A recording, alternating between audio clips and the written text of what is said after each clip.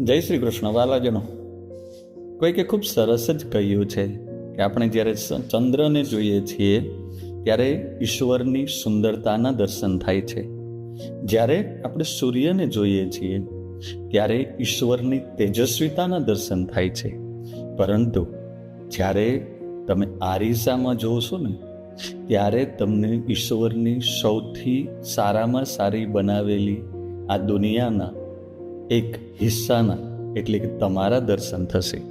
અને તમે આ દુનિયાનો એ હિસ્સો છો કે એક દિવસ આપણી રિટર્ન ટિકિટ તો કન્ફર્મ જ છે.